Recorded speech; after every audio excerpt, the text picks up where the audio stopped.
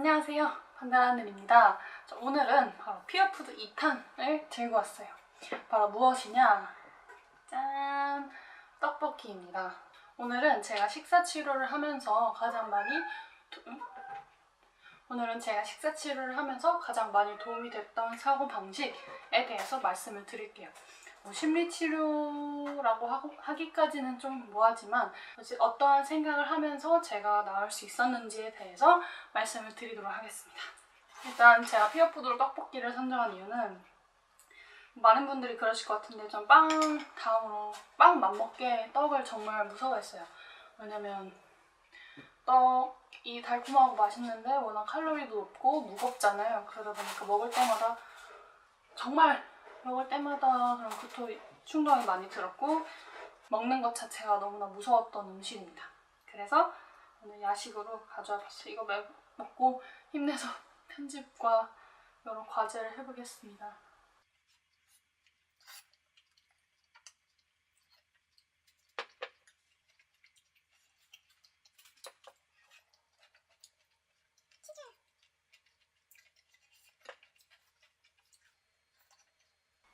치즈를 찾아라. 어묵을 먹고 어우씨 엄청 많이 먹었어. 새빨개.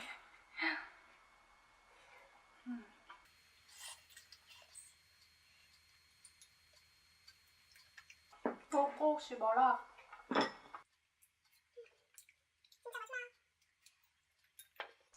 끝! 배부릅니다. 아무튼 오늘 얘기하고자 하는 것은 어떤 마음가짐을 가져야 하느냐 이것보다는 어떠한 사고방식으로 내 안에 있는 편견 그리고 강박을 깰 수 있느냐입니다. 아주 간단해요. 키워드 하나는 바로 왜입니다. 왜를 끊임없이 물어보셔야 해요. 저는 이거를 이제 상담 치료를 통해서 사실상 선생님께 받은 거였어요. 얘기를 잘 들어주시고 힘들었겠네요. 공감을 해주시다가 그런데 왜 그런 생각을 하게 됐어요? 라고 물어보시고 그렇지 않으면 어떨 것 같아요?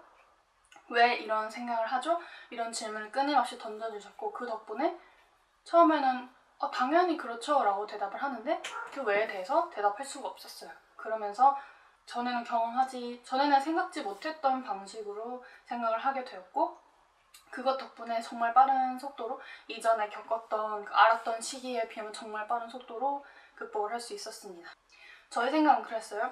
이제 상담을 할 때 당시에는 살찌는 것 자체에 대해서는 엄청나게 강박이 심한 건 아닌데 그냥 뭔가 왠지 모르게 두렵다. 그랬더니 이제 선생님이 왜 무섭냐고 물어보셨죠. 그러게 왜 무섭지? 라는 생각을 해보니까 저는 누군가 저에게 더 이상 기대를 하지 않을 것 같았어요. 항상 뭔가 기대를 받고 살았고 항상 그 기대를 충족시켜야 한다는 생각을 하고 살았는데 만약 살이 찌게 되면 더 이상 저의 모습이 아니라고 생각했고 그러면 저를 아는 다른 사람들이 실망할 거다라고 생각을 했어요.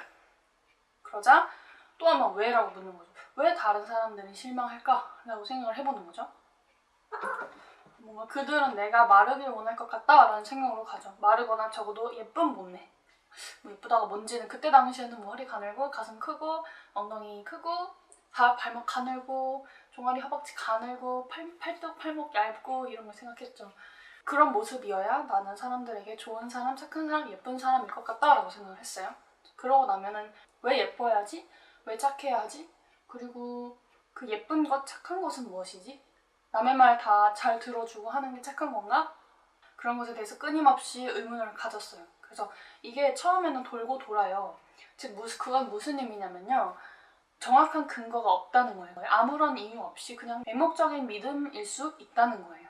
그렇기 때문에 그 과정을 통해서 기존에도 몸에 대한 강박은 좀 깨져 있었어요. 하지만 뭔가 완벽해야 한다, 잘해야 한다, 착해야 한다 이런 것에 대해서는 많은 강박이 남아있었는데 그 얘기를 들으면서 내가 언제부턴가 이런 생각을 주입받았구나 라는 생각을 하게 되고 그게 옳지 않은 건데요. 나 자신에게 굉장히 폭력적인 행동이잖아요. 너무 허무하게 그 말들을 들으면서 아니구나. 왜 내가 여태까지 이렇게 생각했지?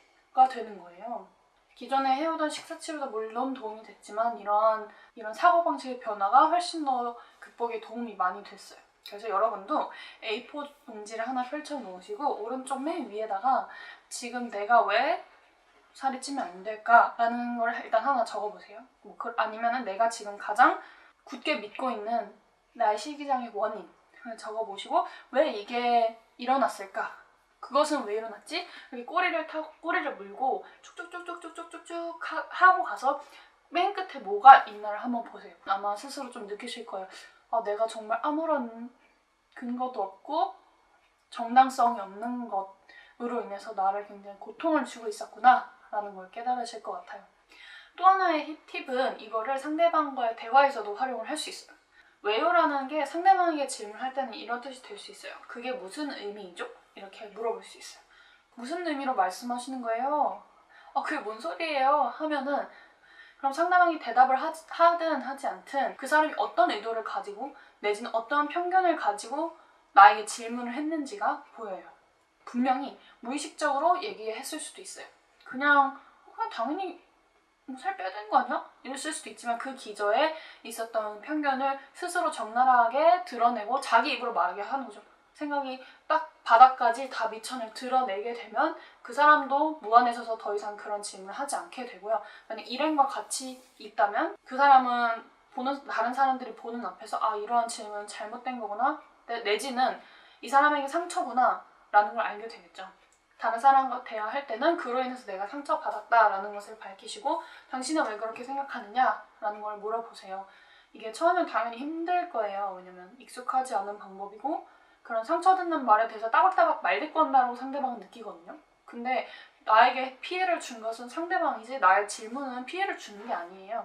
그러니까 일단 자신과의 대화에서 이외에 방법을 써보시고 상대방, 부모님, 친구들 이런 관계에서도 그런 의문을 통해서 자기 자신의 생각과 다른 사람들의 생각을 한번 끝까지 파헤쳐 보시면 좋겠습니다.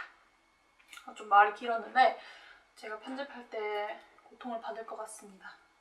자, 그러면 이번 영상은 여기서 마치도록 할게요. 여러분 오늘도 힘내시고 날이 추운데 따뜻하게 입고 다니시길 바랄게요. 그럼 안녕. 마리가 엄청 미묘해요. 안녕. 귀여워.